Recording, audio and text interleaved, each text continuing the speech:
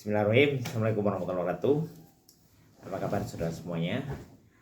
Saya baru saja mendatangi markas tempat berkumpulnya anak-anak muda generasi yang disebut Gus Jigang, generasi yang akhlaknya bagus atau etikanya itu baik, terus pinter mengaji. Mereka itu mempunyai ilmu pengetahuan dan pinter berdagang, pandai berbisnis. Hendaklah kita semuanya berbisnis, karena 9 dari 10 pintu rezeki itu dari bisnis. Anak-anak muda ini dibimbing oleh seorang alim, kiai, pemimpin perguruan tinggi, pemimpin pesantren, pemimpin organisasi massa, dan pemimpin organisasi profesi. Kami berdiskusi tentang sertifikasi halal di suatu negeri kaum muslim. Kemudian juga kami mendiskusikan bahwa sekarang ada dorongan yang sangat luas dari seluruh penduduk bumi untuk mengkonsumsi pangan halal. Mereka semuanya menganggap bahwa pangan halal itu lebih sehat dan lebih baik. Nah, juga kemudian kami berdiskusi tentang adanya data-data yang semacam begini. Jumlah UMKM itu ada 100 juta.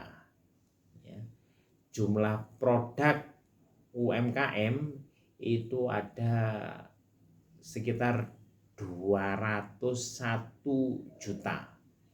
Yang sudah tersertifikasi halal itu 1 juta. Jumlah auditor halal itu ada 40.000. Satu auditor halal mampu melakukan audit untuk satu produk dalam waktu 3 hari. Terus proses sertifikasi itu mulai dari pengajuan, kemudian audit, sidang dari komisi fatwa, hingga penerbitan sertifikasi itu perlu waktu 45 hari. Kira-kira kemudian berapa waktu yang diperlukan untuk sertifikasi seluruh produk di negara tersebut. Nah, ini saudara bisa dibuat modelnya, kemudian di-run atau dijalankan, diperoleh hasilnya, dan kemudian dianalisis. Setelah analisis ini, hasilnya itu adalah rekomendasi, termasuk rekomendasi kebijakan. Langkah-langkahnya itu kurang lebih yang pertama kita buat rumusan masalahnya, terus yang kedua kita bangun model, yang ketiga itu input data, yang keempat kita kembangkan solusi, yang kelima kita uji solusi, yang keenam analisis hasil, dan yang ketujuh implementasi hasil. Nah, keahlian orang-orang berilmu itu kira-kira di sini, menjelaskan suatu fenomena, kemudian memberikan solusi.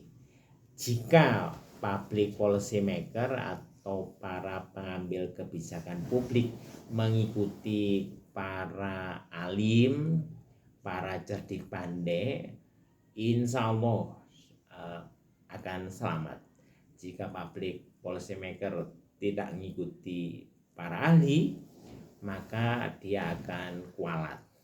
Kualat itu kurang lebih maknanya itu menanggung akibatnya.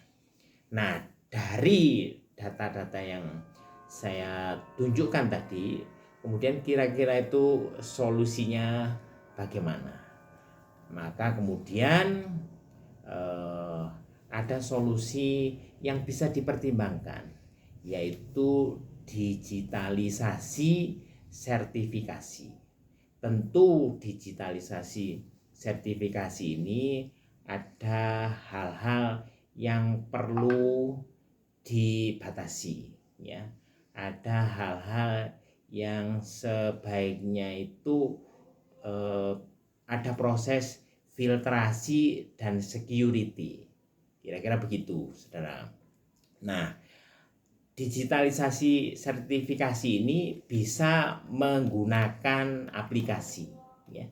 Jadi kira-kira UMKM itu mengajukan sertifikasi melalui aplikasi, kemudian ada proses filtrasi dan security di setiap tahapnya. Lantas juga ada otorisasi. Otorisasi pertama itu adalah dari auditor halal, terus otorisasi kedua itu dari Komisi Fatwa Dewan Ulama. Proses ini semuanya itu terkoneksi. Antara lain koneksinya itu dengan lembaga terkait. Dan juga koneksi penting itu adalah adanya big data. Ada big data tentang pangan di negara tersebut. Nah, kita kemudian bisa paham bahwa administrasi publik yang antara lain harus melaksanakan kebijakan publik itu mesti paham dengan angka-angka, mesti paham dengan pendekatan kuantitatif.